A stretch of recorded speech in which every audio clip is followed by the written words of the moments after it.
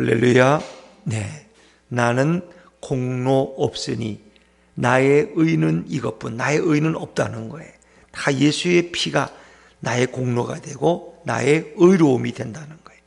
우리를 다시 정케 하는 것도 예수님의 보혈밖에 없다는 것입니다. 그래서 예수님의 보혈만을 이 찬상은 찬송하고 있습니다. 그렇습니다. 우리를 죄를 시키고 우리를 정케 하고 평안함과 소망을 주고 그리고 우리에게 영원한 미래를 주는 것은 예수님의 보혈밖에 없다.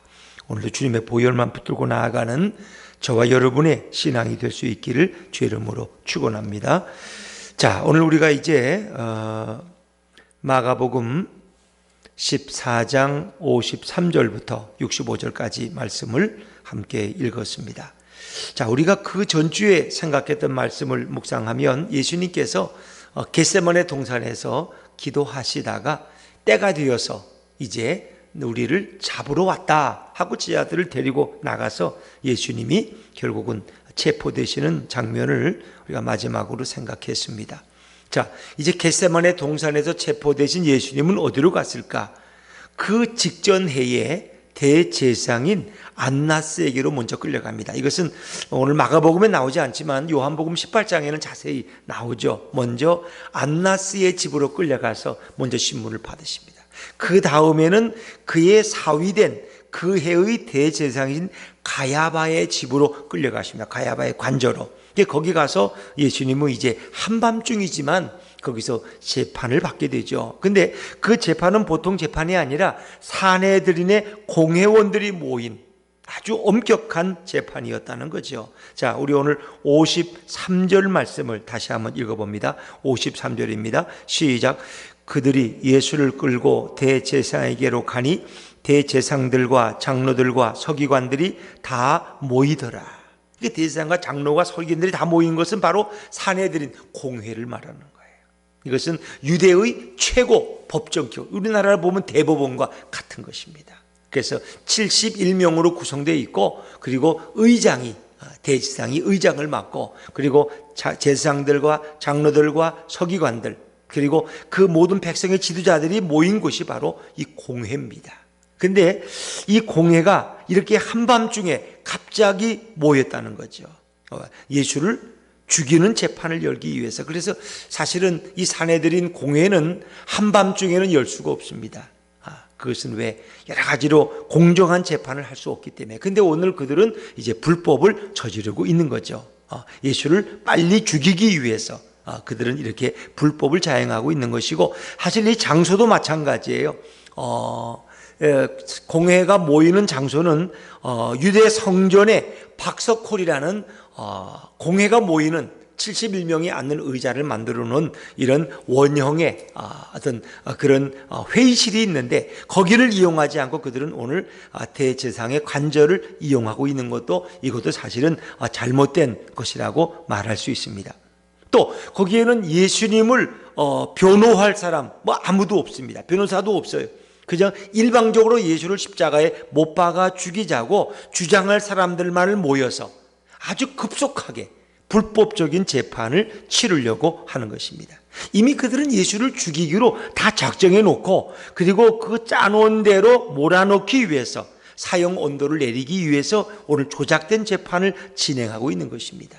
자, 우리가 15장 말고 14장 1절 말씀을 한번 읽어볼까요? 14장 1절. 네, 우리 앞으로 가서 14장 1절 말씀을 한번 읽어보죠. 같이 읽습니다. 시작. 이틀이 지나면 유월절과 무교절이라 대제사장들과 서기관들이 예수를 흉계로 잡아 죽일 방도를 구하며, 그들이 계속 모여서 연구하고 흉계를 꾸미는 건 뭐예요? 예수를 어떻게 하면 잡아 죽일까? 그리고 그에게 창피를 주기 위해 그가 저주받은 자라는 것을 드러내기 위해서 그를 나무 십자가에 죽여야 된다는 거예요. 신명기에서는 나무에 달린 자는 저주받은 자라고 했으니까 그런 메시아가 아니라 선지자도 아니고 하나님께 저주받은 자다. 너희들은 왜 그런 자를 따르려고 하느냐? 백성들에게 확실한 레슨, 교훈을 주기 위해서 그들은 십자가 사형을 추진하고 있었다는 것입니다. 자, 이제 예수를 어떻게 하면 사형에 처할 수 있을까? 그러기 위해서는 거짓 증언자들이 필요했어요. 자, 우리 56절, 55절, 56절 말씀, 두 절 말씀을 한번 읽어보죠. 55절, 56절입니다. 시작. 대제사장들과 온 공회가 예수를 죽이려고 그를 칠 증거를 찾되 얻지 못하니 이는 예수를 쳐서 거짓 증언하는 자가 많으나 그 증언이 서로 일치하지 못함이라. 그들은 이미 거짓 증언자까지 다 준비해 놨어요. 적어도 구약에서는 율법에 의하면 2명의 확실한 일치된 증언자가 필요해. 그래야 사람을 사형할 수 있고 죽일 수 있다는 겁니다. 그래서 55절에 보니까 대제사장들과 온 공회가, 온 공회, 이것은 정식으로 사내들이 모였음을 말하고 있는 것입니다. 예수를 죽이려고 그를 칠 증거를 찾되, 이 그를 치다, 쳐서 이런 말이 계속 반복되는데 그것은 예수에게 불리한 증거를 찾되 얻지 못했다는 거예요. 이 치다는 것은 그에게 불리한 증거를 말할, 이런 것을 치다고 표현하죠. 56절에도 이는 예수를 쳐서, 이건 손바닥으로 사람을 치는 것이 아니라 이것은 그에게 불리한 증거를 말하는 것을 여기 성경에서는 쳐서라. 이는 예수를 쳐서 거짓 증언하는 자가 많으나 그 증언이 서로 일치하지 못. 그 증언이 하나가 안 돼요. 2명이 똑같은 말을 해야 되는데 다 각색이에요. 이 답답한 노릇이죠. 자기들 음모대로 잘 되지 않는 거예요. 답답한 거죠. 답답한 거예요. 네. 자, 그래서 이제 그들은 또 다른 증인을 소환해죠. 또 다른 증인을. 그것이 57절, 58절입니다. 57절, 58절 같이 읽죠. 시작. 어떤 사람들이 일어나 예수를 쳐서 거짓 증언하여 이르되 우리가 그의 말을 들으니 손으로 지은 이 성전을 내가 헐고 손으로 짓지 아니한 다른 성전을 사흘 동안에 지으리라 하더라 하되. 이건 굉장히 확실한 이 증언에 속한 것입니다. 왜냐하면 그 당시 그리스나 로마에서도 그리고 유대에서도 성전에 대한, 예배 장소에 대한 비난은, 공격은 용서될 수가 없다는 거예요. 왜? 로마나 그리스에서도 자기들 신들을 섬기는 신전이 있어요. 근데 신전을 공격하는 것은 대개는 사형감입니다. 그건 유대도 마찬가지예요. 근데 예수가 하필이면은 이 성전에 대한 얘기를 했다. 성전을 헐겠다고 했으니까 이건 상당히 성전을 모독하는 것이고 당연히 이건 사형감입니다. 그래서 그들이 아주 의기양양했어요. 의기양양. 예수를 쳐서 불리한 증거를 거짓 증언했어요. 우리가 들으니까 손으로 지은 이 성전을 내가 헐고 손으로 짓지 아니한 다른 성전을 사흘 동안에 지으리라 하더라 하되, 근데 불행하게도 그 증언도 59절에 보니까 서로 일치하지 않더라 하는 것입니다.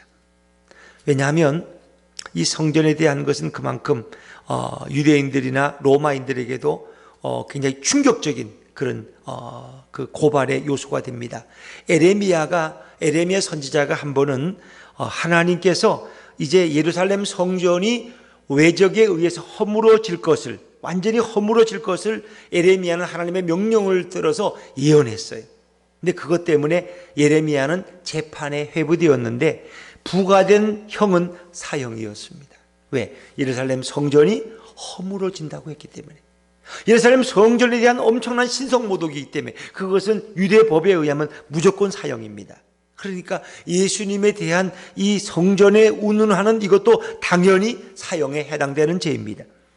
자, 요한복음 2장 19절에 보면 사실은 예수님의 말씀은 원래 그런 뜻이 아니었어요. 요한복음 2장 19절 제가 읽어볼게요. 예수께서 대답하여 이르시되 너희가 이 성전을 헐라 내가 사흘 동안에 일으키리라. 그 당시 녹음기가 없었기 때문에 사람들이 예수님 말씀을 정확하게 들을 수가 없었어요. 그들이 오랜 시간 기억되는 거죠. 근데 예수님 분명히 너희가 이 성전을 헐라 내가 사흘 동안에 일으키리라. 너희가 이 성전을 헐라 그랬어요. 내가 헐겠다는 얘기가 아니에요. 그럼 내가 사흘 동안에 근데 그 말씀도 요한복음 2장 21절에 보니까 성전된 자기 육체를 가리키는 말씀이라고 이제 그렇게 설명이 되어 있는 거죠. 근데 그들은 예수님의 말씀을 잘못 인용하는 거예요. 저자가 자기 손으로 성전을 헐고 자기 손으로 성전을 짓겠다고 했다. 이런 말이에요. 이 헐겠다는 말에 문제가 되는 거예요. 예수가 헐겠다. 그런데 사실은 예수님의 원뜻은 너희가 이 성전을 헐라. 그럼 내가 사흘 동안에 일으키리라. 이런 말씀이죠. 그러니까 당연히 이 증언자들의 말이 서로 일치하지 않았어요.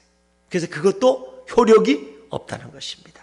적어도 그 증언자들의 말은 일치해야 되는데 그것도 일치하지 않았어요. 이제 제일 답답한 게 누구예요? 대제사장 가야바예요. 이렇게 한밤중에 공회를 소집했는데 이 예수를 붙들어 왔는데 이 자를 사형시키지 못한다면 이건 큰 실패고 낭패죠. 그러니까 이제 그가 일어나서 예수님에 대해 직접 질문하게 되죠. 자, 60절 말씀을 한번 읽어볼까요? 60절입니다. 시작. 대제사장이 가운데 일어서서 예수에게 물어 이르되 너는 아무 대답도 없느냐? 이 사람들이 너를 치는 증거가 어떠하냐 하되. 그러니 이제 뭔가 확실한 증거를 얻기 위해서 직접 예수를 신문하는 그런 상황에 이르게 되었습니다. 자, 예수님은 왜 침묵하셨을까? 보통은 법정에서 자기를 변호하는 것이 우리가 흔히 모습입니다. 나는 죄가 없다고, 나는 그런 죄를 짓지 않았다고. 그런데 예수님은 이미 마음에 결심을 하셨기 때문에 하나님이 주신 잔을 이미 마시기로 예수님은 겟세마네 동산에서 3번 기도하시는 동안에 이미 결심하셨어요. 그래서 예수님은 굳이 살아남기 위해서 자신의 무죄를 변증할 필요가 없었다는 것입니다. 예수님은 말할 가치가 없었기 때문에 예수님은 침묵하셨어요. 그리고 가야바는 또 묻습니다. 이 증언자들의 증언에 대해서 너는 어떻게 생각을 하느냐? 이건 트집을 잡으려는 그의 의도를 이미 예수님은 아시기 때문에 아무 말씀도 하지 않으셨습니다. 예수님은 이 법정에서 침묵하셨다는 거죠. 그래서 이 침묵하셨다는 이 말씀은 이사야 53장 7절을 성취하는 말씀이고 그것을 응하는 말씀입니다. 우리가 너무나 잘 아는 그가 곤욕을 당하여 괴로울 때에도 그의 입을 열지 아니하였으며 마치 도수장으로 끌려가는 어린 양과 털 깎는 자 앞에서 잠잠한 양같이 그의 입을 열지 아니하였도다. 예수님은 가야바의 질문 앞에서도 침묵하셨다는 것입니다. 구약 성경은 이미 그것을 예언하고 있죠. 또 시편 38편 13절 14절에 보면 고난받는 의인의 시가 있는데 여기서도 예수님의 침묵을 미리 예표하고 있죠. 나는 못 듣는 자같이 듣지 아니하고 말 못하는 자같이 입을 열지 아니하오니 나는 듣지 못하는 자 같아서 내 입에는 반박할 말이 없나이다. 어떤 고난받는 의인의 시지만 이것은 예수님이 법정에서 자신을 변호하지 않을 뿐더러 침묵하시는 것을 이미 우리에게 예표하고 있는 말씀이죠. 자, 교활한 이 제사장 가야바는 여기서 멈추지 않습니다. 그는 다시 한번 예수님께 묻습니다. 근데 그 물음에는 굉장한 함정이 있습니다. 자, 우리 61절 말씀을 또 읽어봐요. 61절입니다. 시작. 침묵하고 아무 대답도 아니하시거늘 대제사장이 다시 물어 이르되 내가 찬송받을 이의 아들 그리스도냐? 이 질문은 이 보통 질문이 아닙니다. 예수 너가 정말 찬송받을 이의 아들 그리스도. 이 찬송받을 이라는 건 누굴 가리킵니까? 하나님을 가리키죠.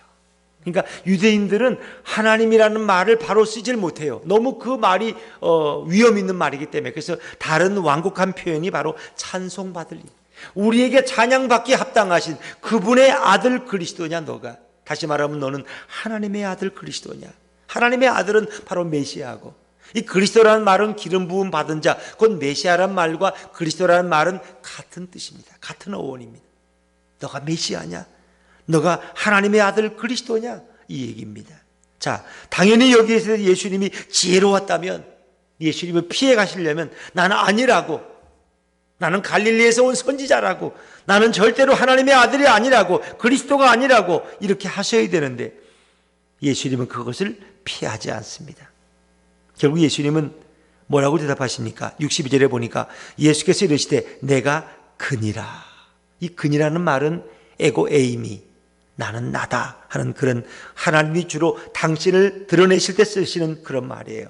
내가 바로 그니라. 예수님은 오늘 스스로 십자가에 달리는 길을 선택하시는 거예요. 내가 그니라. 내가 바로 하나님의 아들 그리스도다. 내가 바로 하나님의 아들 메시아다. 그 말씀이죠. 그리고 예수님은 다니엘 7장 13절의 말씀을 인용하십니다. 인자가 권능자의 우편에 앉는 것과, 인자는 자신을 말하는 거죠. 권능자는 하나님입니다. 내가 하나님 보좌 우편에 앉는 것. 그러니까 당신은 하나님과 동등하신 분이라는 거예요. 그리고 하늘 구름을 타고 오는 것을 너희가 보리라 하시니. 다니엘 7장 13절에 다니엘이 이 땅에 오실 메시아에 대해서, 심판주에 대해서 예언한 내용을 예수님은 자기의 것으로 그대로 인용하고 계십니다. 어찌 보면 예수님의 대답은 매우 어리석은 대답처럼 보입니다. 그러나 이것이 우리에게 주시는 은혜가 큰 것입니다. 예수님은 우리를 위해서 십자가에 달리기 위해서 원하는 답을, 가야바가 원하는 답을 말씀하고 계십니다. 왜냐하면 예수님은 바로 십자가에 달리기 위해서, 우리의 모든 죄를 십자가에 담당하기 위해서 이 땅에 오셨기 때문입니다. 예수님은 자신이 하나님 보좌 우편에 앉을 분이라고 말씀하십니다. 하나님과 동등한 권세를 가지신 분입니다. 이것은 대제사장 가야바와의 권세와 비교할 수 없는 권세입니다. 대제사장은 하나님을 섬기는 위임된 권세를 가졌지만 예수님은 하나님 보좌 우편에 앉을 권세를 가지신 분입니다. 예수님은 자신에 관한 예언을 그대로 말씀하십니다. 자, 대제사장 가야바는 이제 어떤 행동을 취합니까? 63절에 보니까 그런 자기가 원하는 답을 얻어냈어요. 왜냐하면 그들이 그리스도를 메시아로 믿었다는 게 아니에요.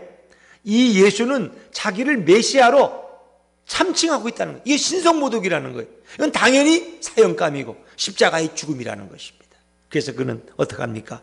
이 신성모독 앞에 자기 옷을 찢으며 이르되 우리가 어찌 더 증인을, 무슨 증인이 더 필요하냐? 자기 입술로 자기가 그리스도라고 저렇게 참남한 말을 했는데 더 이상 무슨 재판이 필요하냐? 그렇죠? 자, 64절 말씀 같이 읽어볼까요? 64절입니다. 시작. 그 신성모독하는 말을 너희가 들었도다. 너희는 어떻게 생각하느냐 하니 그들이 다 예수를 사형에 해당한 자로 정죄하고, 결국은 어떻게 됐어요? 사내들인 공회가 일치된 의견을 결의합니다. 저런 신성모독, 자기가 그리스도라고, 자기가 메시아라고, 더 이상 무슨 재판이 필요해? 무슨 증인이 필요해? 이젠 끝난 거야. 그래서 거기에 모인 사람들, 적어도 71명이 다 모였지는 않았겠죠. 그러나 적어도 성안이 가능한 인원이 모였겠죠. 그리고 그를 사형으로 언도하는 것입니다. 근데 이제 로마의 원래 이 공회, 사내 공회들이는 사내들이는 사람을 율법에 의해서 사형할 권한이 있습니다. 근데 지금은 그것이 유보돼 있어요. 왜? 로마의 통치하였기 때문에 사형권만은 로마의 허락을 받아야 돼. 그러니까 마음대로 사람을 못 죽인다는 거죠. 그래서 그들은 다시 예수를 끌고 어디래? 빌라도에게 또 가는 거예요. 그러니까 이 사내 공회에서는 이미 사형이 결정됐어요. 근데 이제 어떻게 사형시키느냐? 빌라도에게 가서 십자가에 못 박아 죽이는, 정치범들이 죽는 그 사형을 이제 요구하게 되는 거죠.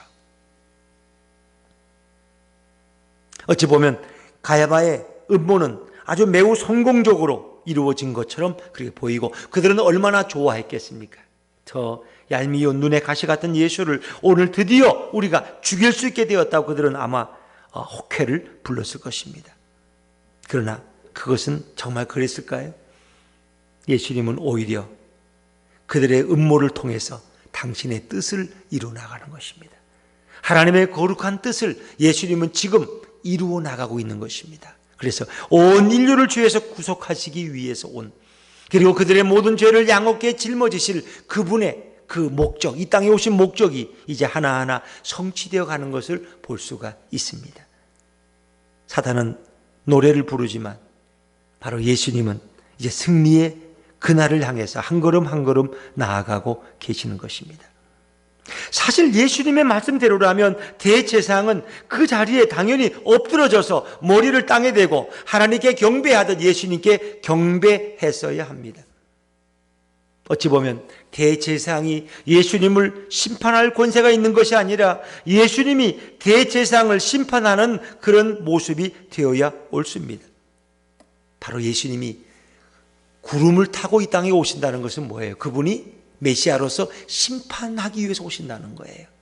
결국은 이 대제사장은 그 이 땅에 오시는 그리스도 앞에서 심판을 받아야 할 자라는 거죠. 성경은 바로 그것을 우리에게 보여주고 있습니다. 내가 그니라. 인자가 권능자의 우편에 앉은 것과 하늘 구름을 타고 오는 것을 너희가 보리라. 이건 다니엘 7장 3절에 당연히 이 땅에 오실 메시아의 모습을 예언한 말씀이에요. 그리고 결국은 예수님은 이제 그리스도를 참칭하는 자로 몰려서 결국은 재판을 받게 되죠. 사랑하는 여러분, 그들은 예수님에게 어떤 모욕과 치욕을 행합니까? 자, 우리 65절 말씀을 마지막 읽어보죠. 65절입니다. 시작. 어떤 사람은 그에게 침을 뱉으며 그의 얼굴을 가리고 주먹으로 치며 이르되 선지자 노릇을 하라 하고 하인들은 손바닥으로 치더라. 아멘. 그랬습니다. 정말 하나님의 아들이신 예수 그리스도께서 아무런 이유 없이 참을 수 없는 수모를 당하십니다. 그들은 예수님께 침을 뱉었습니다. 이것은 가장 유대인들이 말하는 얼굴에 침 뱉는 건 가장 모욕적인 일입니다. 그리고 예수의 얼굴을 가리고 주먹으로 그의 얼굴을 가격했습니다. 손을 가리고 얼굴을 가리고, 이것은 가장 공포를 주는 그런 가격이죠. 그 다음 그날 선지자 노릇하라고 그를 조롱했고, 그리고 대제사장의 관속들 하인들은 손바닥으로 예수님을 쳤다. 손바닥으로 얼굴을 치는 것은 가장 모욕적인 그런 폭력이죠. 왜 이런 수모를 받으셔야만 했을까요? 그것은 바로 이사야 53장 5절의 말씀대로입니다. 그가 찔림은 우리의 허물을 인함이요 그가 상함은 우리의 죄악을 인함이라. 그가 징계를 받음으로 우리가 평화를 누리고 그가 채찍에 맞음으로 우리가 나음을 입었도다. 그렇습니다. 예수님이 이런 수모와 모욕을 통해서 우리 모두에게 참된 평화와 구원과 속죄를 주시기 위해서 예수님은 그 고난의 길을 자청하여 가셨습니다. 내가 그니라. 바로 예수님은 스스로 자신이 메시아됨을, 그리스도임을 만천하에 공개하셨습니다. 그것이 바로 그분이 이 땅에 오신 목적이었기 때문입니다. 적어도 예수님은 당신이 이 땅에 오신 그 목적을 향해서 한 걸음 한 걸음 나아가셨습니다. 그리고 그 때를 기다리셨습니다. 인자가 온 것은 섬김을 받으려 함이 아니라 도리어 섬기려 하고 자기의 목숨을 많은 사람의 대속물로 주려 함이니라. 예수님은 자신의 목숨을 대속물로 주기 위해서 오셨습니다. 저와 여러분은 이 땅에 존재하는 이유가 무엇입니까? 무엇 때문에 오늘을 살아가십니까? 내가 살아야 될 이유가 어디에 있습니까? 하나님이 나를 이 땅에 보내신 목적, 내가 이 땅에서 추구해야 될 내 인생의 목적이 무엇입니까? 그런 예수님을 바라보면서 나는 무엇을 위해 살아갈까? 정말 찬송받을 이의 아들 그리스도는, 하나님은 찬송받기에 합당하신 분인데 우리를 지으신 목적이 그가 우리를 통해서 찬송받기, 찬양받기 원하시는데 정말 내 삶이 주님께 찬양이 되고 있는가? 우리의 가정에서, 우리 삶의 현장에서, 우리의 직장에서 나는 주님께 찬양을 올려드리고 있느냐를 다시 한번 돌아보면서 우리 예수님이 그러했듯이 우리도 우리 땅에 보내신 사명자의 삶, 그리고 우리 인생에 주신 그 목적을 향해서 오늘도 주님과 함께 한 걸음 한 걸음 나아가는 하나님의 사람들, 예수님의 제자의 삶이 되시기를 주의 이름으로 축원합니다. 기도하겠습니다.